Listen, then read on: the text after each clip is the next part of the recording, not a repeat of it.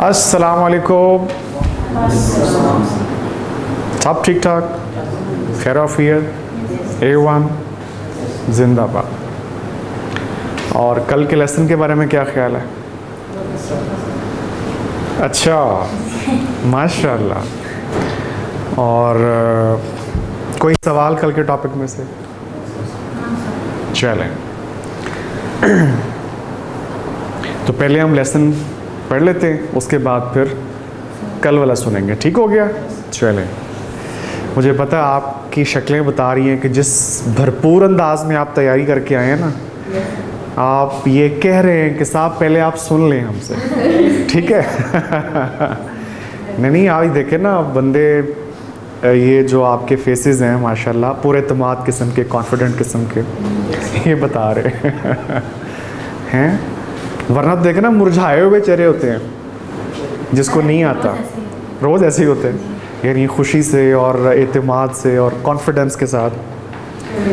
क्यों ज़ैफ़ा भाई, क्लास देख रहे हैं माशाल्लाह हैं, फुल जोश और जज्बे के साथ। चलें, ये तो बड़ी अच्छी बात है।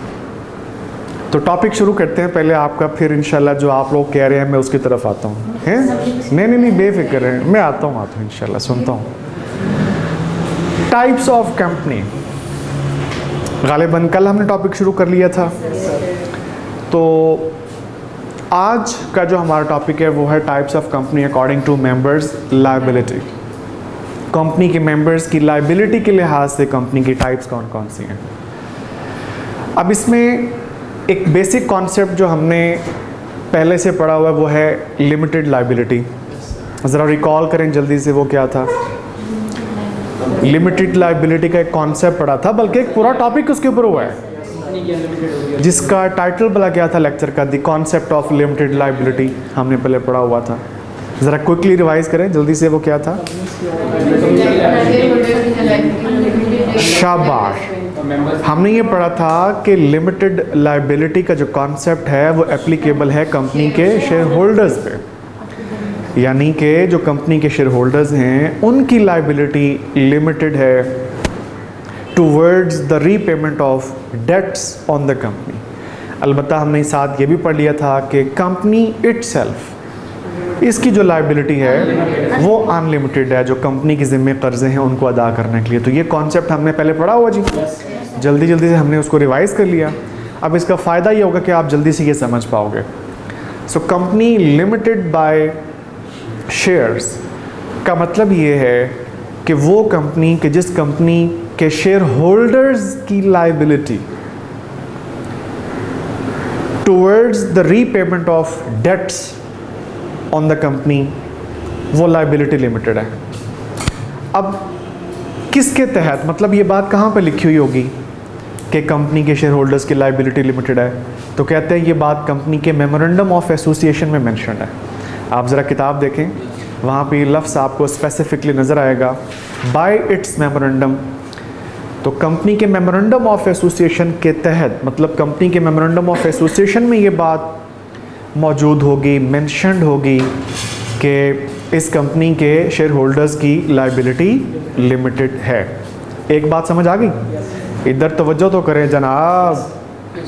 कहता है कि शेयर होल्डर्स की लायबिलिटी किस हद तक लिमिटेड होगी?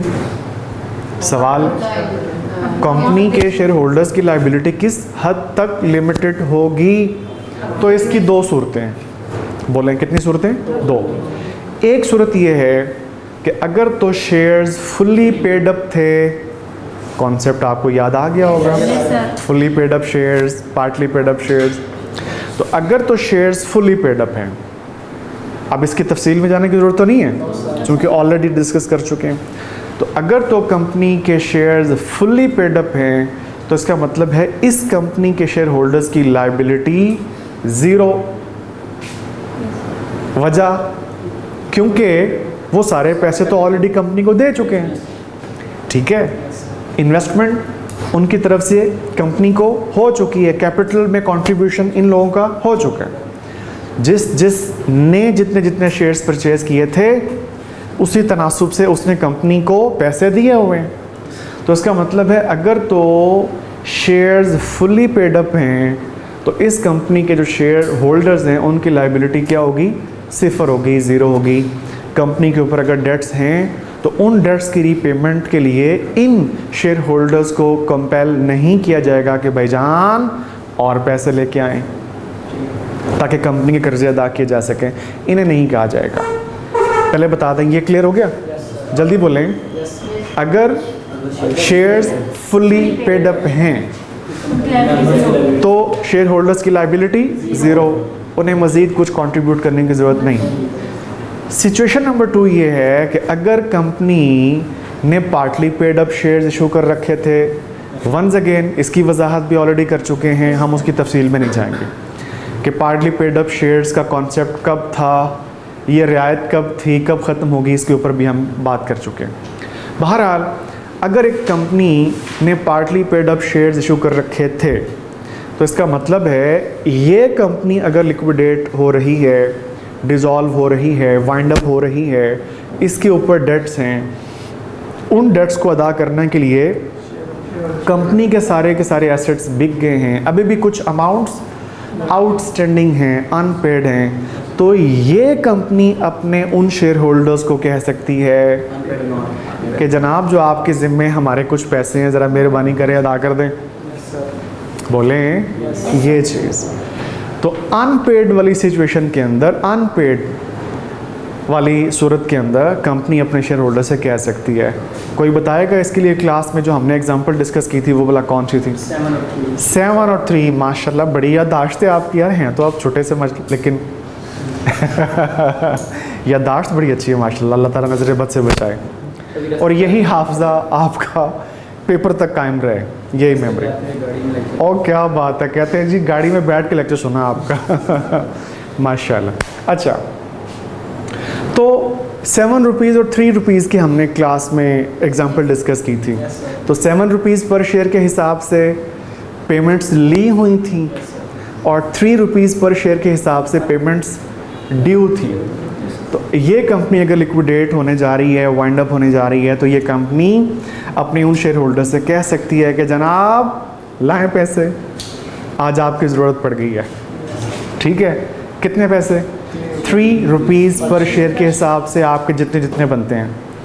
ठीक हो गया? तो इन लोगों से कहा जा सकता है, ये है जी सारी वजाहत इस पॉइंट की, कंपनी लिमिटेड बाय शेयर्स। उम्मीद करता हूँ यह सारा पॉइंट आपको समझ आ गया। जल्दी से रिवाइज कर लें क्विकली विद इन 1 मिनट। क्या डिस्कस किया हमने इसमें कि मेंबर्स की लाइबिलिटी के लिमिटेड होने के बारे में मेमोरेंडम में लिखा हुआ होता है, एक बात। दूसरी बात, अब किस हद तक लाइबिलिटी लिमिटेड होगी मेंबर्स की, इसकी 2 सूरतें हैं। अगर शेयर्स फुली पेड अप हों तो शेयर होल्डर्स की लाइबिलिटी ज़ीरो, और अगर partly paid up shares issue कर रखे थे तो उसका मतलब है वो जो रिमेनिंग अनपेड अमाउंट्स हैं वो उन शेयर होल्डर्स को कहा जाएगा कि आप अदा कर दें ताकि वो कर्जे अदा किए जा सके। डन हो गया? चलें फिर आगे चलते हैं। Company limited by guarantee. इधर देखिए ज़रा, बड़े गौर से आपने ये डेफिनेशन सुनी है। ठीक है, आप यूँ कह लें कि चलें ये तो हमने चूँकि थोड़ा पहले पढ़ा हुआ था तो अब आसानी से समझ आ गया। अब ये नया कॉन्सेप्ट आपके लिए लिमिटेड बाय गारंटी वाला। कंपनी लिमिटेड बाय गारंटी एक ऐसी कंपनी कि जिसके शेयर होल्डर्स, जिसके मेंबर्स कंपनी बनाते वक्त एक गारंटी देते हैं, एक अहद करते हैं, एक प्रॉमिस करते हैं खुद। ज़रा मैं आप लोगों के लिए अगर आसान अल्फाज इस्तेमाल करूं तो सारी बात दोबारा दोहराएं। कंपनी लिमिटेड बाय गारंटी वो कंपनी कि जिसके मेंबर्स, जिसके शेयर होल्डर्स कंपनी बनाते वक्त एक अहद, एक प्रॉमिस करते हैं, गारंटी देते हैं कि फ्यूचर में जब ये कंपनी वाइंड अप हो रही होगी, दोहराएं ज़रा अल्फाज ताकि हमें याद हो जाए, फ्यूचर में एक कंपनी जब वाइंड अप हो रही होगी उस वक्त अगर कंपनी पे कोई कर्जे हुए, उस वक्त अगर कंपनी पे कोई कर्जे हुए, उन कर्ज़ों को उतारने के लिए हम सब मेंबर्स आज कंपनी बनाते वक्त ये गारंटी देते हैं कि हम में से हर एक मेंबर एक पर्टिकुलर अमाउंट की हद तक कंट्रीब्यूट करेगा। So please remember the words, अभी इसके बाद एग्जांपल आएगी तो मुकम्मल समझ जाएंगे इंशाल्लाह। जी बताएं मेंबर्स क्या गारंटी दे रहे हैं? हम गारंटी देते हैं, अहद करते हैं, वादा करते हैं, गारंटी देते हैं, ज़मानत देते हैं किस चीज़ की? कि मुस्तकबिल में जब ये कंपनी वाइंड अप होगी और उस वक्त अगर कंपनी पे कर्ज़े हुए तो हम सब मेंबर्स एक पर्टिकुलर अमाउंट की हद तक कंट्रीब्यूट करेंगे ताकि कंपनी के ऊपर जो कर्ज़े हैं वो अदा किए जा सकें। तो इस अंदाज़ में जो कंपनी बनाई गई उसे क्या कहते हैं? Company limited by guarantee.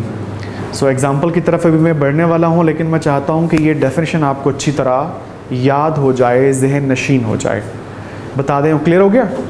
अच्छा, इससे पहले कि एग्ज़ाम्पल की तरफ आएँ, एक छोटी सी बात आपसे शेयर करना चाहूँगा। अगर आप चाहें तो उसको अपनी नोटबुक के ऊपर नोट भी कर लें। आम तौर पे ये जो कंपनीज होती हैं वो नॉन ट्रेडिंग होती हैं, ठीक है? मैं ये नहीं कह रहा कि मुकम्मल तौर पे ही नॉन ट्रेडिंग, मैं क्या कह रहा हूँ? Usually, generally these companies are non trading, ठीक है? अब आप पूछेंगे साहब क्या मतलब इसका, कि आम तौर पे ये कंपनियां नॉन ट्रेडिंग होती हैं, मतलब ट्रेड नहीं करती, ठीक है? तो फिर आपके जहन में सवाल स्प्रिंग अप हो चुका होगा कि फिर बताएं इनका क्या काम है, क्यों ये कंपनियां बनाई जाती हैं, इनका मकसद क्या है, पर्पस क्या है, ऑब्जेक्टिव क्या है, ठीक है? तो उसके लिए अब जवाब, इस सवाल का जवाब है कि कोई सोशल वेलफेयर का काम करने के लिए, सोसाइटी के बेटरमेंट के लिए या इम्प्रूवमेंट के लिए, या कोई भी अच्छा काम करने के लिए अगर कुछ लोग मिल के कंपनी बनाना चाहें, ठीक है, और वो ये भी चाहें कि जनाब कंपनी भी हो लेकिन हमारी लायबिलिटी कंपनी के कर्जे अदा करने के लिए भी लिमिटेड हो, ठीक हो गया? तो लॉ में एक कॉन्सेप्ट इंट्रोड्यूस करवाया गया कि ठीक है फिर आप ऐसा करें, आप ये कंपनी लिमिटेड बाय गारंटी बना लें। एक और कॉन्सेप्ट भी है जो आगे जाके हम पढ़ेंगे, एसोसिएशन नॉट फॉर प्रॉफिट का, लेकिन उसमें और इसमें थोड़ा फ़र्क है, ठीक है? अब तक जितनी बात की ज़रा दोहरा लेते हैं। Usually these companies are non trading. तो फिर यहाँ से जहन में सवाल आया कि फिर करती क्या हैं? अगर ट्रेडिंग नहीं करती तो उसका जवाब क्या था कि कोई सोसाइटी के लिए कोई अच्छा काम, कोई कंट्रीब्यूशन सोसाइटी के लिए, कोई सोशल तरज का कोई काम करना, उसके लिए, ठीक है? जैसे मिसाल के तौर पे स्पोर्ट्स को सर्व करने के लिए अगर चंद अफराद मिल के कंपनी बनाना चाहते हैं, मिसाल के तौर पे आपके कुछ चार एक लेजेंड क्रिकेटर्स पाकिस्तान के, को नाम लें आप अपनी मर्ज़ी के, जी कोई चार, ठीक है? इंजमाम बोलें, रिजवान नहीं, ये तो अभी बच्चा है, कोई पुराने वाले जो है ना, ठीक है? इमरान खान प्राइम मिनिस्टर साहब हैं, वो छोड़ दें, ठीक है? अच्छा ऐसा करते हैं, नाम लिए बगैर ऐसा करते हैं, हम ABC कर लेते हैं, ये सबसे बेहतर है, ठीक है? देखें ना, फिर ऐसे नाराज़ हो जाएंगे आपकी क्लास से वो, अगर किसी का नाम आपने ना लिया तो, ठीक है? आप मिसाल के तौर पर अभी तक किसी ने मुश्ताक का नाम नहीं लिया, तो ये अगर वीडियो मुश्ताक साहब देखेंगे हमारी क्लास के तो वो फिर खफा हो जाएंगे कि देखें मैं कितना फेमस क्रिकेटर रहा हूँ पाकिस्तान का और देखें मेरा नाम ही नहीं लिया इन्होंने, ठीक है? तो अगर ये ABCD ये 4 क्रिकेटर्स अगर ये डिसाइड करते हैं कि हम एक प्लेटफॉर्म बनाते हैं, एक कंपनी बनाते हैं और इस प्लेटफॉर्म से आप क्या करेंगे? क्रिकेट को सर्व करेंगे, ठीक है? कंपनी बनाते हैं और हम ये चाहते हैं कि हमारी लायबिलिटी भी लिमिटेड हो, मतलब अगर कंपनी के ऊपर कोई कर्जे हों तो हमारी लायबिलिटी भी लिमिटेड हो। किस पर्पज़ के लिए? कंपनी के कर्ज़ों को अदा करने के लिए। तो अगर आज की डेट में mister A, mister B, mister C, mister D ये चारों मिलके कंपनी बना रहे हैं आज की डेट में, और ये कहते हैं कि हम चारों में से हर एक, मतलब A, B, C, D, ये चारों कह रहे हैं कि हम चारों में से हर एक आज ये गारंटी दे रहा है कि मुस्तकबिल में जब ये कंपनी वाइंड अप होगी, डिज़ोल्व होगी, लिक्विडेट होगी और उस वक्त अगर कंपनी पे डेट्स हुए तो उन डेट्स को अदा करने के लिए हम चारों में से हर एक 10-10 लाख रुपए की हद तक कंट्रीब्यूट करेगा, ठीक हो गया? एग्जांपल नोट करने वाली है ताकि ये कॉन्सेप्ट हमें याद रह जाए। इन चारों ने प्रॉमिस किया, चारों ने वादा किया, गारंटी दी कि हम 10-10 लाख रुपए की हद तक, so never forget these words, या ये वाले जो हैं, अप टू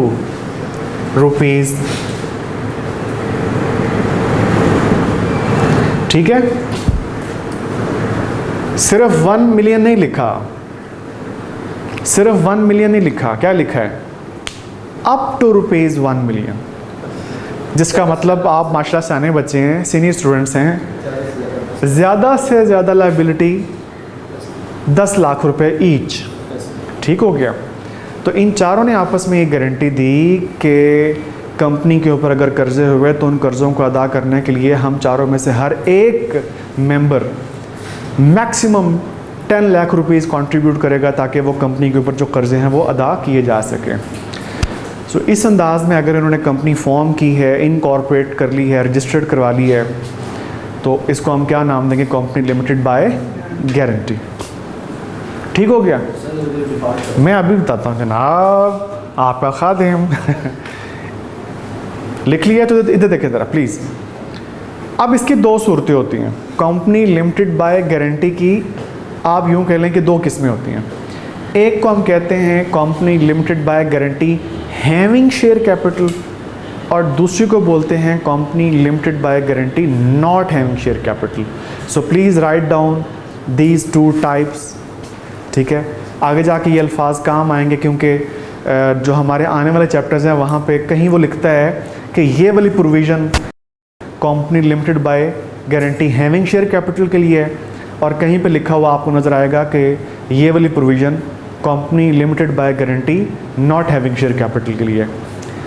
तो इसलिए आज के लेक्चर में इस डिवीज़न को समझना ज़रूरी है कि ये limited by guarantee company having share capital और नॉट हैविंग शेयर कैपिटल, इनमें फ़र्क क्या है।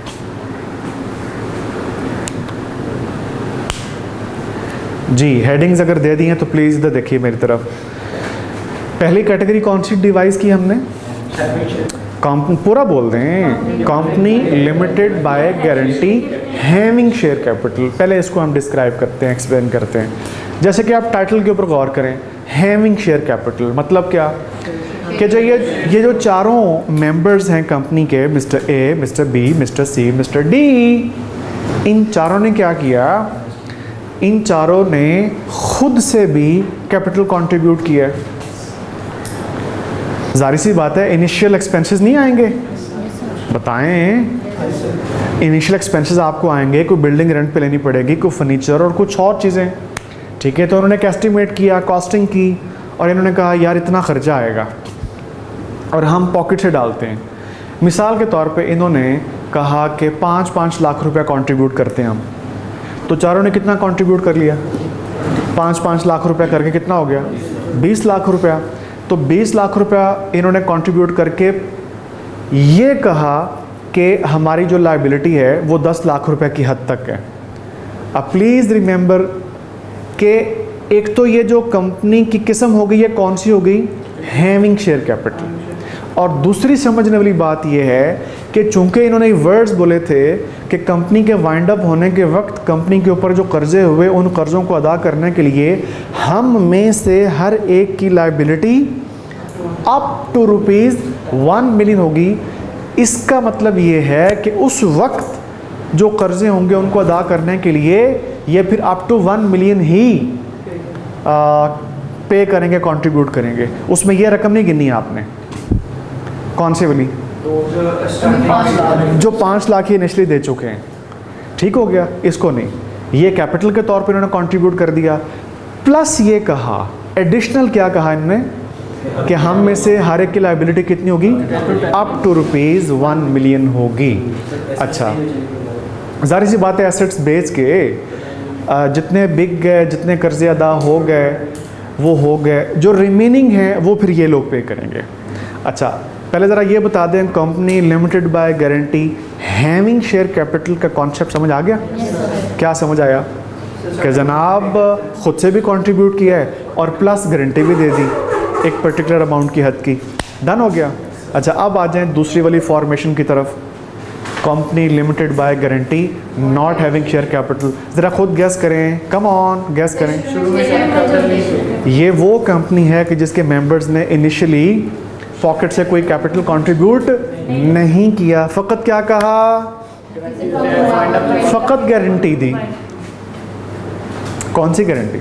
कि जब वाइंड अप होगी और उस वक्त अगर कर्जे हुए तो उन कर्ज़ों को अदा करने के लिए हम में से हर एक की liability, don't say 1 billion, do say up to ₹1 billion. So ये नहीं भूलना आपने the concept of up to. और समझ आ गया फ़र्क क्या है?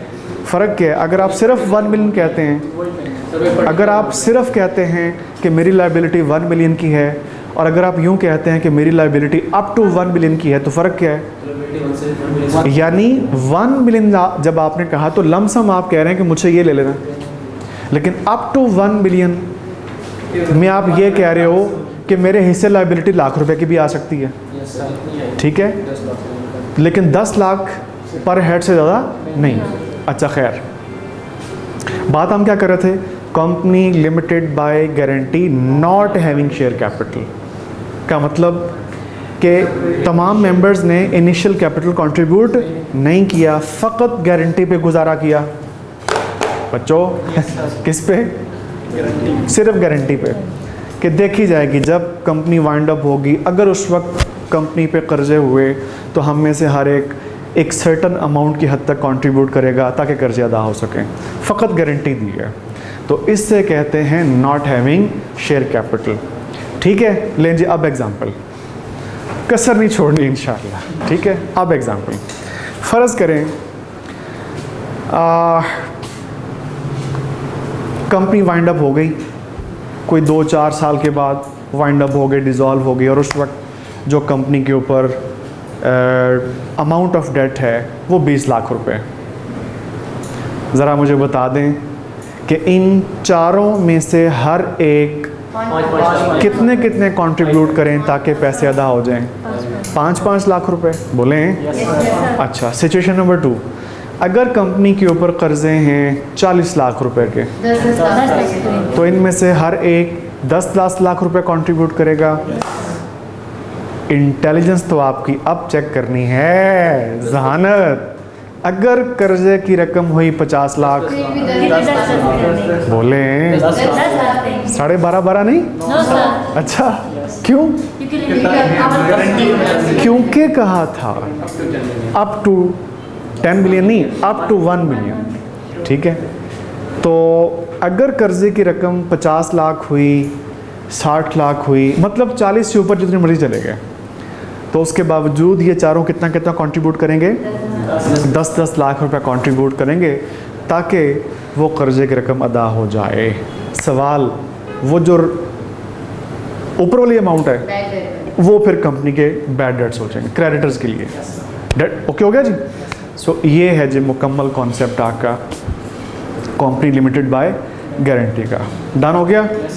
उम्मीद करता हूँ शुरू से लेके अब तक आपको ये कॉन्सेप्ट समझ आ गया होगा along with the example.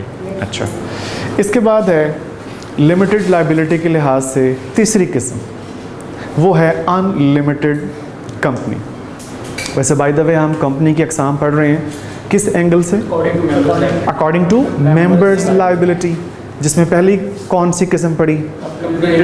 Company limited by shares. दूसरी कौन सी पढ़ी? Company limited by guarantee. और अब हम तीसरी पढ़ने लगे हैं अनलिमिटेड कंपनी, जिसका मतलब है ऐसी कंपनी जिसके शेयर होल्डर्स की लाइबिलिटी कंपनी के कर्जे अदा करने के लिए अनलिमिटेड होगी। और अनलिमिटेड के वर्ड से हमें क्या तासुर मिल रहा है, क्या इंप्रेशन मिल रहा है कि जनाब कंपनी के कर्जे अदा करने के लिए जनाबे मेंबर साहब जो हैं बड़ा शौक़ था कंपनी का मेंबर बनने का, तो जनाब अब फिर कर्जे अदा करने का वक्त आ चुका है, तो अपनी गाड़ी भी बेचें अगर बेचनी पड़ गई। ठीक है, घर बेचना भाई कह रहे हैं सर घर भी बिकवा दें कहते हैं कि घर भी बिकवा दें अगर बिकवाना है, तो कहते हैं कि घर बिकवा दें उस बंदे का ताकि उसका शौक़ पूरा हो जाए कंपनी का मेंबर बनने का। तो खैर ये है कि इसे कहते हैं अनलिमिटेड कंपनी।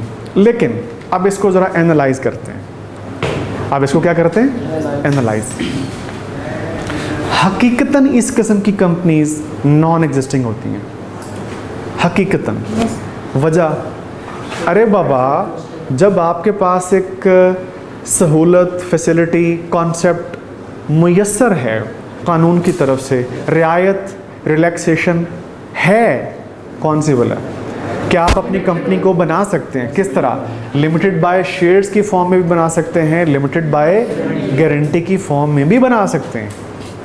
ठीक है, तो किसका मन चाहेगा, किसका दिल करेगा मोइन भाई कि आप unlimited shares, unlimited company form करें? तो इसलिए मैंने एनालिसिस आपको दे दिया कि प्रैक्टिकली इस किस्म की कंपनीज नॉन एग्जिस्टेंट होती हैं। हाँ, इसके मुतबादल के तौर पे जो कॉन्सेप्ट अवेलेबल है वो है पार्टनरशिप का। आप माशाल्लाह सारे बिजनेस लॉ पढ़ के आए हुए हैं बिजनेस लॉयर्स हैं, क्लास मेरी भरी हुई ठीक है, उसमें आपने पार्टनरशिप पढ़ा था। तो पार्टनर्स की लायबिलिटी के बारे में क्या पढ़ा था? ठीक हो गया कि पार्टनर्स की लायबिलिटी अनलिमिटेड होती है पार्टनरशिप के ऊपर जो कर्जे होते हैं उन कर्जों को अदा करने के लिए। ठीक है, वो जॉइंट और सेवरल का कॉन्सेप्ट भी था। तो वो कॉन्सेप्ट है। फिर अगर आपने बिजनेस को रजिस्टर्ड करवाना तो फिर उस अंदाज में करवा लें, पार्टनरशिप स्टाइल के अंदर अपने कारोबार को आप चलाएं। फिर उसमें फिर फ़र्क क्या होगा? आप पूछें सर फिर फ़र्क क्या है? अगर आपने उधर ही जाना है तो नहीं, एक तो वो नंबर ऑफ़ मेंबर्स का है ना, और हम आपको टेक्निकल बात बताएंगे, क्या याद करेंगे आप? ठीक है, तो लें। फ़र्क क्या है कि मतलब अगर आप अपने बिजनेस को एज अ पार्टनरशिप रजिस्टर्ड करवा लें, ठीक है, ये वाली कंपनी के तौर पर रजिस्टर्ड ना करवाएं, काफ़ी फ़र्क है। उसमें से एक फ़र्क ये है कि कंपनीज़ को बहुत ही ज़्यादा किस्म की लीगल फॉर्मेलिटीज़ जो हैं उनमें से गुजरना पड़ता है और फुलफ़िल करनी पड़ती हैं अपनी लाइफ टाइम के दौरान। कौन सा? एक तो at the time of registration ही बड़े से आपे हैं, मेमोरेंडम तैयार करो, आर्टिकल तैयार करो, ठीक है, ये आगे जाके आपने पढ़ने हैं, डॉक्यूमेंटेशन करो। अच्छा, फिर उसके बाद आपकी जो फाइनेंशियल स्टेटमेंट है वो एनुअल अकाउंट्स और पीरियडिकल अकाउंट जिसे आप कहते हैं हाफ ईयरली, ठीक है, वो, और उसके बाद ऑडिट की रिक्वायरमेंट्स और जनरल मीटिंग्स की रिक्वायरमेंट्स और फिर मैनेजमेंट डायरेक्टर्स, और क्या बात है जी। ठीक है, बस आप कंपनी एक दफ़ा बना लें सही, ठीक है। तो अगर आप कंपनी बनाते हैं, चाहे यही बना लें, तो फिर इसका मतलब है आपको वो सारे प्रोसीजर्स, वो सारी फॉर्मेलिटीज़ आपको अबाइड बाय करनी होगी, फुलफ़िल करनी होगी, फॉलो करनी होगी। जबकि ऑन द अदर हैंड जो पार्टनरशिप स्टाइल ऑफ बिजनेस होता है उस पे इतनी ज़्यादा रिस्ट्रिक्शंस और इतनी ज़्यादा फॉर्मेलिटीज़ नहीं होती, वो ज़रा सॉफ्ट फॉर्म है। आप इस कदर सख्त किस्म की रिक्वायरमेंट्स का सामना नहीं करते पार्टनरशिप स्टाइल ऑफ बिजनेस में। और ठीक हो गया, इसलिए मैंने कहा था कि अगर आपको बड़ा शौक है लायबिलिटी अनलिमिटेड करने का तो फिर उधर चले जाओ, कम से कम फैसिलिटीज़ तो एंजॉय करो ना जो उस कानून के तहत हैं। ये चीज़ आप मिल गया सवाल का जवाब, ये चीज़। अब आगे आ जाए टाइप्स ऑफ कंपनी, और न्यू कैटेगरी हमारी कौन सी है? Private versus public. पहले हम देखते हैं जी प्राइवेट कंपनी। प्राइवेट कंपनी की दो सूरतें होती हैं, एक को हम कहते हैं सिंगल मेंबर कंपनी और दूसरी को हम कहते हैं other than single member company. ज़रा जल्दी से रिवाइज कर दें, क्लास में सबक याद हो रहा है माशाल्लाह जी। प्राइवेट कंपनी की दो टाइप्स हैं, सिंगल मेंबर कंपनी और other than single member company. मतलब ये दोनों ही प्राइवेट कंपनी होती हैं, एक को हम कहते हैं सिंगल मेंबर कंपनी, एक को कहते हैं other than SMC private company. तो पहले ज़रा इसकी बात कर लें जी। सिंगल मेंबर कंपनी, जिसके लिए हम एब्रीविएशन क्या इस्तेमाल करते हैं? ठीक है, एसएमसी, सिंगल मेंबर कंपनी है, ये भी प्राइवेट कंपनी। और वैसे इसी में ही इसका मीनिंग नज़र आ रहा है। मतलब ये कंपनी कितने मेंबर्स पर मुश्तमिल है? 1, बोले कल्लाई बादशाह किंग, बेताज बादशाह, अकेला खुद ऑल। तो 1 मेंबर जो कि खुद ही डायरेक्टर है। क्या बात है, मज़े की ज़िंदगी है ना। अकेला ही मालिक है, खुद ही डायरेक्टर है, हैं जी। ठीक है, नहीं लायबिलिटी वो लिमिटेड है, लिमिटेड है, हाँ हाँ लाइबिलिटी लिमिटेड है भाई, इसको भूल जाए ना अब आप, अनलिमिटेड वाले को आपका ध्यान अभी तो गुजर ही है, ठीक है, उसको वो एक ही थी, ये ख़त्म, अब वापस आ जाते हैं, ये फिर आप प्राइवेट वो लिमिटेड की तरफ हम आ गए हैं। तो सिंगल मेंबर कंपनी में जो शेयर होल्डर की तादाद है वो, ये मेंबर की तादाद, ये ओनर मतलब वन एंड ओनली, जो कि खुद ही 100% शेयर उसी के पास है, वो खुद ही मालिक है, खुद ही ओनर है और खुद ही डायरेक्टर है, खुद ही मैनेजमेंट कंपनी की रन करता है। और इस किस्म की कंपनीज़ के लिए अलहदा से भी रूल्स एंड रेगुलेशंस बनाए गए हैं। ज़रा किताब देखें, आपको लिखा हुआ नज़र आएगा कि एसएमसी जो हैं इनके लिए स्पेशल रूल्स भी बनाए गए हैं जो इसी किस्म की कंपनीज़ के ऊपर एप्लीकेबल होते हैं, ठीक है जी। अच्छा, अब आ जाएं, इधर देखें बोर्ड की तरफ, ये है private company other than SMC, ठीक है। और दरअसल आम तौर पे सोसाइटी में जो आप सुनते रहते हैं ना प्राइवेट कंपनी का कॉन्सेप्ट, वो ये वाली कंपनियां होती हैं, ये वाली। अरे बाबा आपने बहुत दफ़ा लिखा हुआ देखा होगा private company, private limited company, ओए बल्कि हमने क्लास में भी बनाई थी, ओए याद आ गया, हाँ, स्टार्स प्राइवेट लिमिटेड और मून लिमिटेड वो पब्लिक कंपनी थी तो हमने तो अपनी क्लास में भी बनाई हुई कंपनी, ठीक है। तो ये है private company other than SMC. अच्छा, अब इसके लिए 3 चीज़ें आपने याद रखनी है, बिल्कुल भी नहीं भूलनी। नंबर 1 कि कम से कम 2 मेंबर्स से ये कंपनी फॉर्म हो सकती है, कम से कम 2 मेंबर्स। कंपनी के आर्टिकल्स ऑफ एसोसिएशन के तहत प्राइवेट कंपनी के ऊपर 3 किस्म की रिस्ट्रिक्शंस होती हैं, जिनमें से एक रिस्ट्रिक्शन ये है कि कम से कम 2 मेंबर्स और ज़्यादा से ज़्यादा 50 मेंबर्स। तो पहली रिस्ट्रिक्शन तो हो गई नंबर ऑफ़ मेंबर्स के ऊपर, बता दें पहला ओके हो गया। अब इसकी वजाहत करनी है मैंने, कम से कम 2, ज़्यादा से ज़्यादा 50, 50। अच्छा, अब इसमें एक चीज़ याद रखिएगा कि अगर कुछ मेंबर्स ऐसे हैं कि जिनके पास वो जॉइंटली शेयर या शेयर्स को होल्ड कर रहे हैं, मतलब 2 हैं, 3 हैं, 4 हैं अफराद, पर्सन्स, लेकिन उन तीनों चारों के पास वो जॉइंटली कंपनी का एक शेयर या कुछ शेयर होल्ड कर रहे हैं, तो कानून कहता है कि फिर वो अफराद अलहदा अलहदा कंपनी के मेंबर्स नहीं गिने जाएंगे, बल्कि उनको 1 मेंबर ही काउंट किया जाएगा। डन हो गया? बोल दें यार, इसके ऊपर अभी भी हम एक केस स्टडी पढ़ते हैं, अभी इसी कॉन्सेप्ट के ऊपर, लेकिन मैं चाहता हूँ कि पहले ज़रा पूरी बात दोहरा लें। अगर कुछ लोगों के पास जॉइंटली वो लोग शेयर्स होल्ड करें कंपनी के, तो उनको फिर इंडिविजुअली मेंबर्स काउंट नहीं करेंगे, बल्कि उनको कलेक्टिवली एक मेंबर ही काउंट करेंगे, जिसके ऊपर अभी एग्जांपल भी हमने पढ़नी है। अच्छा, इसी तरह एक और वजाहत कि मैक्सिमम अदद कितना बताया आपको प्राइवेट कंपनी का, 50। इस 50 के अदद में कंपनी के एम्प्लॉयज़ शामिल नहीं हैं। मतलब मुमकिन है किसी के जहन में ये आ जाए कि जनाब पूरा स्टाफ मिला के 50 ऐसा नहीं है। इस 50 के अदद में, इस 50 के फिगर में सिर्फ कौन लोग हैं? जो कंपनी के शेयर होल्डर्स हैं, जो कंपनी के मेंबर्स हैं, फ़कत वो। और उसमें भी एक वजाहत मैंने कर दी, वो जॉइंट होल्डिंग वाली जो है। अच्छा, अब ज़रा आप एक काम करें कि जो यहाँ पे प्रैक्टिस क्वेश्चन लिखा हुआ है, प्रैक्टिस क्वेश्चन नंबर 2, ये अभी डिस्कस करें, अभी पढ़ें शाबाश ज़रा।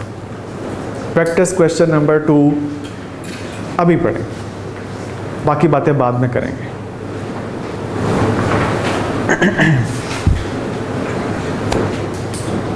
आमिना इमरान, लाइबा अली, नीता कमर, महमूद, मरियम फतेह, रोहा रशीद।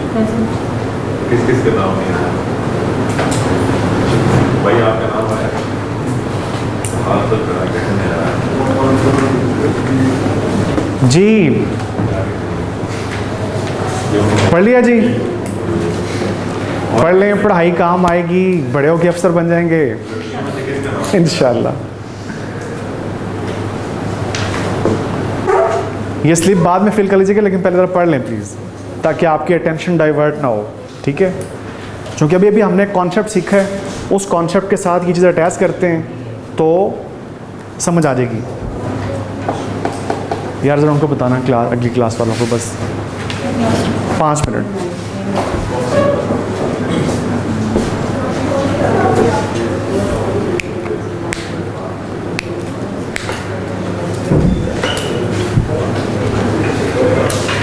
जी ठीक है।